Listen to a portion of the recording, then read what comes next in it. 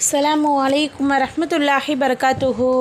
உஸ்வத்துன் ஹசனா இஸ்லாமிய மகளிர் கல்லூரியில் பேராசிரியாக பணிபுரியக்கூடிய ஹாலிமா முர்ஷிதா உங்களுடன் 5 நிமிட மதரசாவிலிருந்து ஒரு சிறிய தகவலை பகிர்ந்து கொள்கிறேன். ஆரம்பமாக இஸ்லாமிய வரலாறு. தௌமத்துல் ஜந்தல் போர்.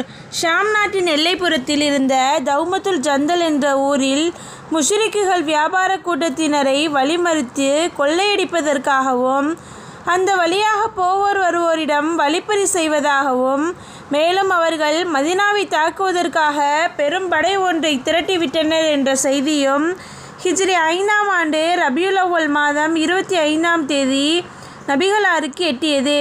இந்த செய்திகளை முன்னிட்டு நபி அவர்கள் சஃபா இப்னு உர்ஃபத்தா கஃபாரி ரலியல்லாஹு அன்ஹு அவர்களை மதினாவின் தலைவராக நியமித்துவிட்டு கடுமையான வெயிலில் பாலைவன பயணத்தில் சிரமமான நிலையில் 1000 சஹாபாக்கள் கொண்ட படையுடன் எதிரி படையினரை எதிர்கொள்வதற்கு புறப்பட்டார்கள். முஸ்லிம்கள் கடுமையான வெயிலின் காரணமாக இரவில் பயணம் செய்து பகலில் ஓய்வெடுத்து கொண்டனர். 10 நாள் பயணத்திற்கு பிறகு தௌமத்துல் ஜந்தல் என்னும் இடத்தில் முகாமிட்டனர். நபியவர்களை கண்ட காஃபிர்களுக்கு இனம் புரியாத அச்சம் ஏற்பட்டது. பீதியடைந்த அவர்கள் தௌமத்துல் ஜந்தலின் கவர்னருடன் ஓடி மறைந்தனர். போர் நடைபெறாமலேயே அன்னலாரும் சஹாபாக்களும் மதினா திரும்பி வந்தார்கள். இரண்டாவதாக அல்லாஹ்வின் ஆற்றல். எறும்பின் தொலைநோக்கு திறன்.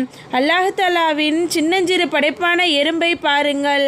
தனது உணவை சேமிக்கும் திறனை இதற்கு அல்லாஹ் அருளியுள்ளான். உணவு சேகரிப்பில் ஒன்றுக்கொன்று உதவி செய்து கொள்ளும். கோடையிலும் குளிரிலும் நிம்மதியாக உட்கார்ந்து உண்பதற்காக தமது வசிப்பிடங்களில் உணவை சேமித்துக் கொள்கின்றன.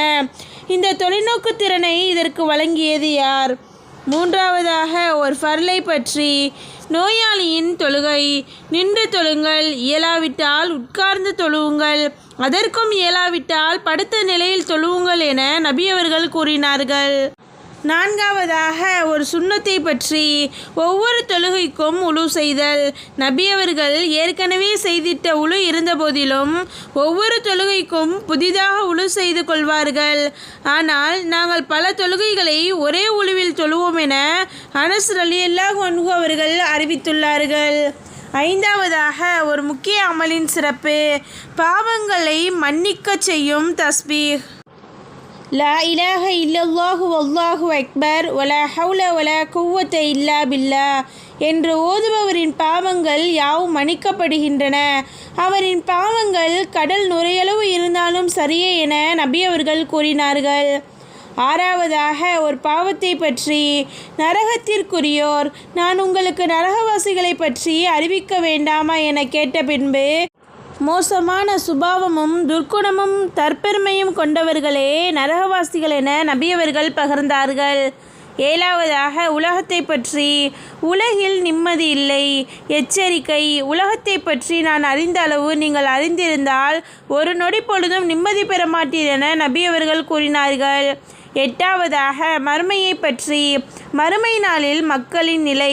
குர்ஆனில் அல்லாஹ் தஆலா கூறுகிறான், அனைத்து உயிர்களும் வானவர்களும் அணிவகுத்து நிற்கும் நாளில் அளவற்ற அருளாளன் அல்லாஹ் எவருக்கு அனுமதி கொடுக்கிறானோ அவரை தவிர வேறு எவரும் பேச மாட்டார்கள். அத்தகையவரும் நேர்மையானதையே கூறுவார். அந்த நாள் சத்தியமானது. ஆகவே எவர் விரும்புகிறாரோ அவர் தம் இரட்சகனிடம் மீளும் இடத்தை ஏற்படுத்தி கொள்ளட்டும். ஒன்பதாவதாக நபி வழி மருத்துவம். மூட்டு வலிகளுக்கு சிகிச்சை. அத்திப்பழம் சாப்பிடுங்கள். சொர்க்கத்திலிருந்து இறங்கிய பழம் ஒன்று உண்டு என்றால் அது அத்திப்பழமாகும். சொர்க்கத்து பழங்களில் விதை கிடையாது. அத்திப்பழமும் அப்படியே. எனவே அதை சாப்பிடுங்கள். அது மூலத்தை போக்குகிறது, மூட்டு வலியை நீக்குகிறது என நபி அவர்கள் கூறினார்கள். பத்தாவதாக குர்ஆனின் அறிவுரை. என்னிடமே பிரார்த்தியுங்கள். குர்ஆனில் அல்லாஹ் தஆலா கூறுகிறான், என்னிடமே நீங்கள் பிரார்த்தியுங்கள், நான் உங்களுக்கு பதிலளிக்கிறேன். நிச்சயமாக எவர் என்னை வணங்குவதை விட்டு பெருமை எடுத்து கொண்டிருக்கிறாரோ அவர் சிறுமையடைந்தவராக நரகத்தில் நுழைந்திடுவார்.